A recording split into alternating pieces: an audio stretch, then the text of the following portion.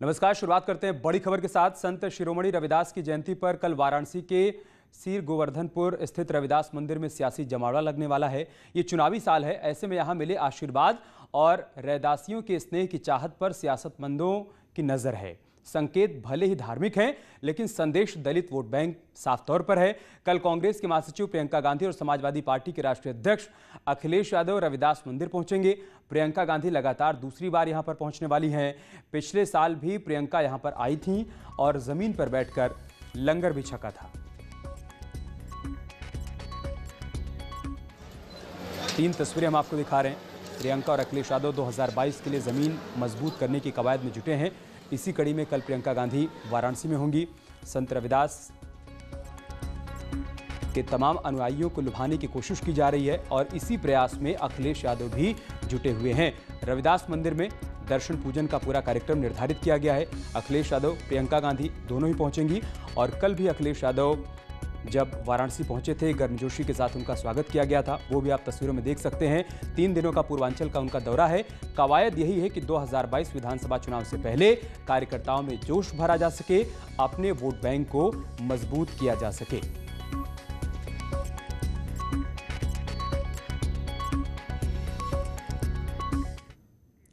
हालांकि बीजेपी संत रविदास की जयंती पर दलित पॉलिटिक्स को लेकर विपक्ष को वॉकओवर देती हुई नजर आ रही है।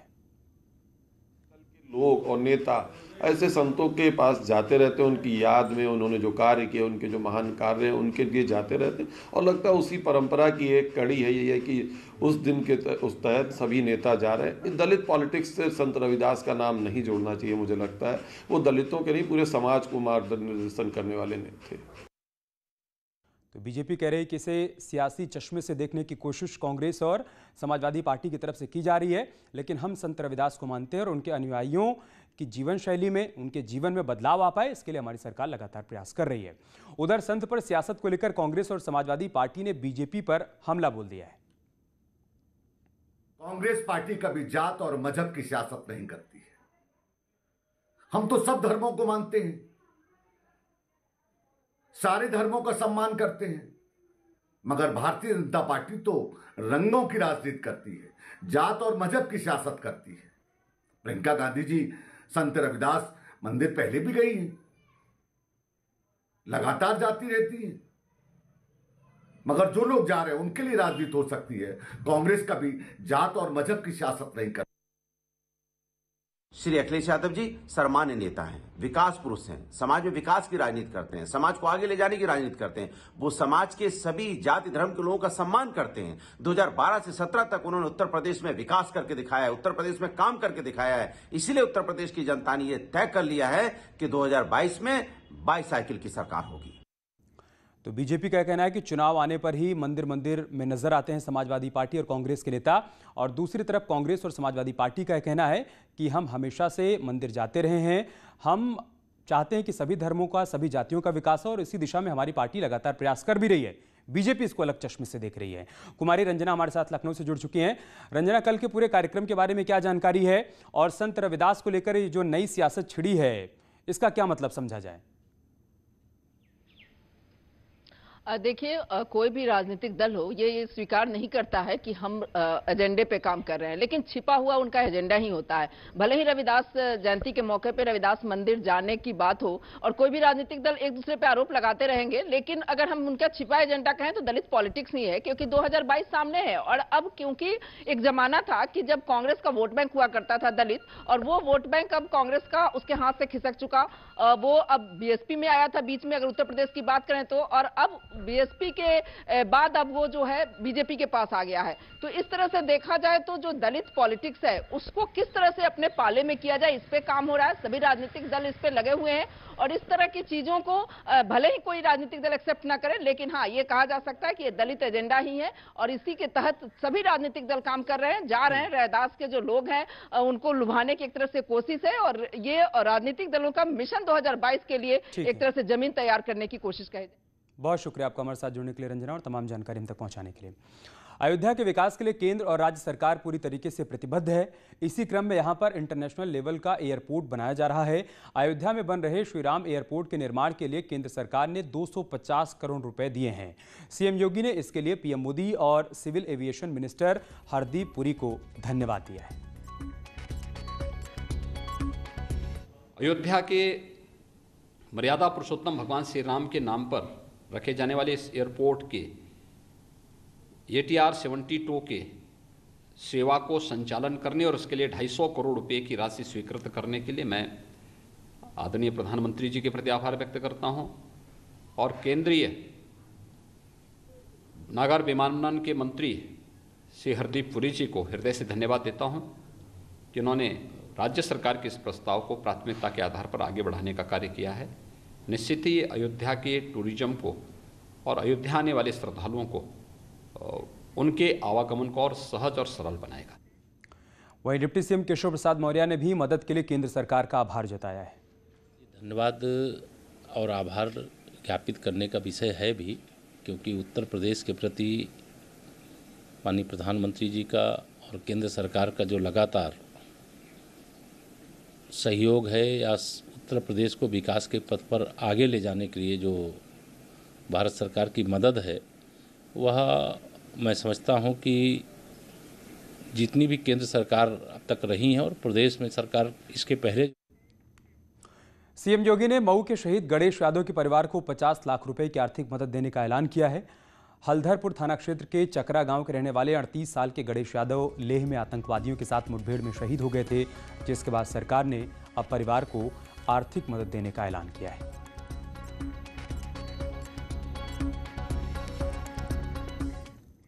और बात करते हैं आज की बड़ी खबर की। चुनाव आयोग आज शाम 4:30 बजे प्रेस कॉन्फ्रेंस करेगा।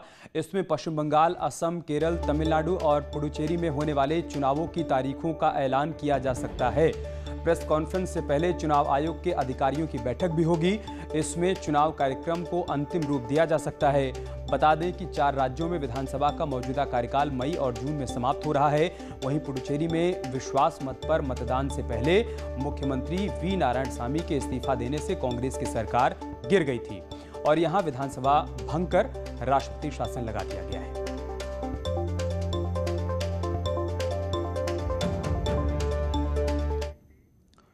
गुजरात के नगर निकाय चुनाव में बेहतर प्रदर्शन करने से उत्साहित आम आदमी पार्टी ने सूरत में रोड शो का आयोजन किया, जिसमें दिल्ली के मुख्यमंत्री अरविंद केजरीवाल भी शामिल हुए।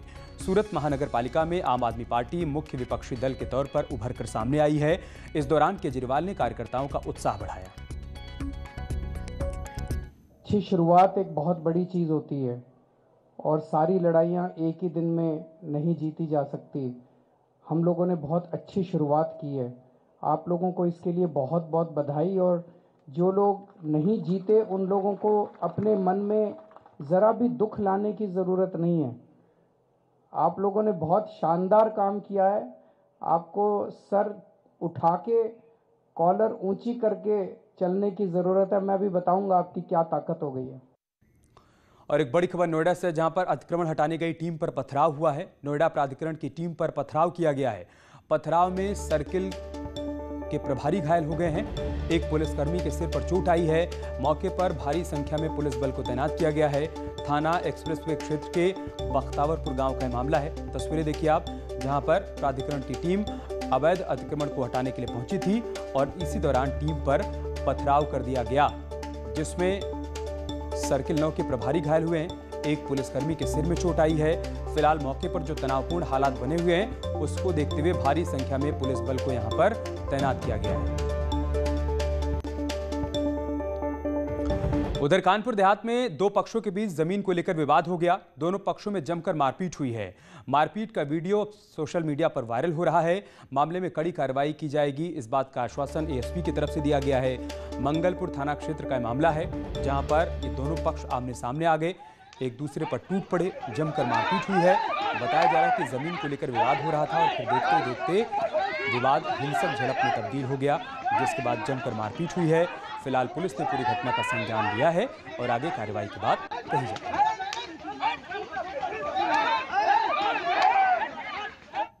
में एक गांव में जमीन संबंधी विवाद को लेकर के 2 पक्षों में आपस में मारपीट हुई थी और मौके पर पुलिस ने पहुंच करके दोनों पक्षों के 2 और 3 व्यक्तियों को गिरफ्तार किया। 151 में कार्रवाई की गई है। अभी तहरीर नहीं मिली है और जो प्रथम दृष्टया वो बलवा होने की सूचना है। तहरीर के आधार पर अगली विधिक कार्रवाई की जाएगी। पीलीभीत में घर से सामान निकला बच्चा रहस्यमय तरीके से लापता हो गया। परिजनों की शिकायत पर पुलिस ने गुमशुदगी का केस दर्ज कर बच्चे की खोजबीन शुरू कर दी है। मौका वारदात पर लगे सीसीटीवी कैमरे के फुटेज की भी जांच पड़ताल की जा रही है। परिजनों को आशंका है कि चुनावी रंजिश के चलते बच्चे को अगवा किया गया होगा। ये तस्वीरें देखिए आप, बच्चा घर से निकला था सामान लेने के लिए और अचानक से ये लापता हो गया है, जिसके बाद परिजनों ने पुलिस में गुमशुदगी का केस दर्ज कराया है और अब जाँच पड़ताल की जा रही है। भी नहीं है, लेकिन पंचायत चुनाव में हम लोग एक्टिव है। मेरे पिताजी 2 बार प्रधान रहे गांव के, तो उसमें कोई शक वगैरह तो है नहीं, लेकिन फिर भी होगा तो उसके बारे में हमें जानकारी नहीं है। उसके बाद वापस नहीं गया। काफ़ी देर बाद पुलिस को उन्हें सूचना दी और तब से जब से मैं उन्हें सूचना दी है, पुलिस लगातार परिवार के साथ तलाशने का प्रयास कर रही है। जो संभावित कारण हो सकते हैं, सभी कारणों पर पुलिस लगातार कोशिश कर रही है। यहाँ रुक रहे छोटे से ब्रेक के लिए, जल्द लौटेंगे कुछ और खबरों के साथ। और एक बड़ी खबर कानपुर से, जहां पर प्रशासन की रोक के बावजूद गंगा बैराज पर अवैध रूप से मछली का शिकार जारी है। मछुआरे स्टंट कर जान जोखिम में भी डाल रहे हैं और फिर मछली का शिकार करते हैं। कहने को पुलिस समय समय पर खाना पूर्ति के लिए कार्रवाई भी करती है, लेकिन नतीजा कुछ नहीं निकलता। स्थानीय लोग इस पर रोक लगाने की मांग कर रहे हैं। ये जो मछली का जो अवैध काम हो रहा है, ये अपनी जान जोखिम में डाल के ही लोग इस तरह का कार्य करते हैं। अब इसमें फिर कोई हादसा हो जाए, कोई बड़ा हादसा हो जाए कि ऐसा फिर आदमी लापरवाही, और ये जबकि प्रशासन शासन तरफ से मना किया जाता है कि यहाँ पे ये कार्य ना किया जाए। मछलियों के शिकार पर प्रतिबंध है, मगर उसके बाद भी मछुआरे यहाँ स्टंट करते हैं नजर आते हैं, जिन्हें रोकने वाला कोई नहीं। हालांकि खाना पूर्ति करने के लिए प्रशासनिक अधिकारी कार्रवाई तो जरूर करते हैं, मगर ठोस कार्रवाई न होने की वजह से यहाँ रोज मौत का स्टंट खेला जा रहा है, जिसे रोकने वाला कोई नहीं। वीडियो जर्नलिस्ट आशीष पांडे के साथ अमित गंजू, न्यूज़ 18 कानपुर। यूपी में बंद का असर नहीं दिख रहा है। सुबह से ही प्रदेश के अलग अलग जिलों में दुकानें और बाजार खुले हुए हैं। आज भारत बंद का ऐलान किया गया था, लेकिन यूपी में इसका कोई असर देखने को नहीं मिल रहा है। उत्तर प्रदेश के अलग अलग जिलों में दुकानें और बाजार सामान्य तरीके से खुले हुए हैं। बंद का कोई असर फिलहाल नहीं देखने को मिल रहा है। Confederation of all India traders की तरफ से आज बुलाए गए भारत बंद का जरा भी असर उत्तर प्रदेश में नहीं देखने को मिल रहा है।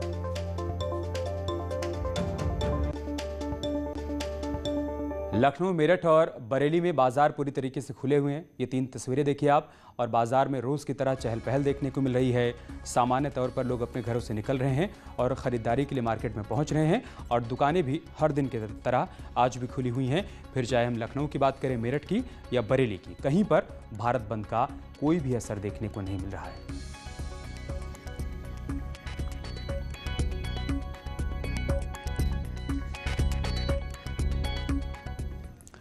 टीवी पर पहली बार आ रहा है एक अनोखा शो। नेटवर्क 18 की खास पेशकश बायजूस यंग जीनियस 27 फरवरी को शाम 7:30 बजे न्यूज़ 18 यूपी उत्तराखंड पर मिलिए तिरुवनंतपुरम के रहने वाले olympiad exam expert Siddharth Kumar Gopal से।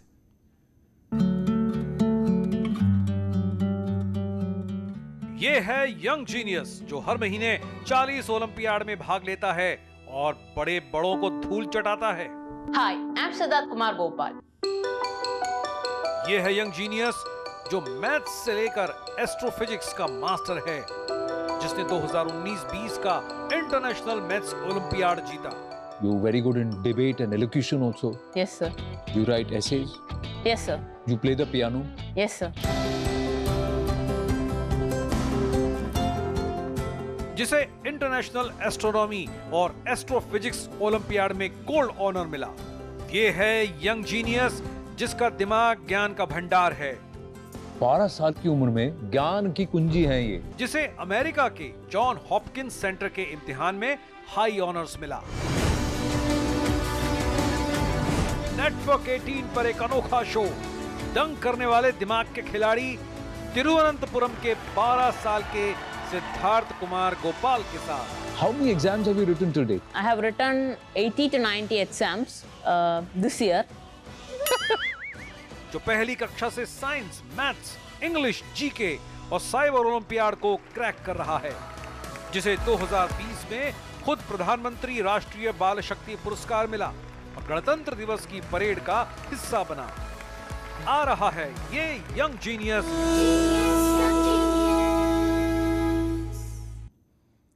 कोविड-19 महामारी ने एक दूसरे पर निर्भरता की भावना को मजबूत किया है। इसी की बदौलत पूरा देश एकजुट होकर इस आपदा का मुकाबला कर रहा है। अब वैक्सीनेशन के ऐलान के बाद ज़रूरत है कि हम सब अपना सबसे बेहतर योगदान दें ताकि हम एक साथ इस वायरस को हराने की तरफ कदम बढ़ा सकें। नेटवर्क 18 इस मुहिम में हर कदम पर आपके साथ है।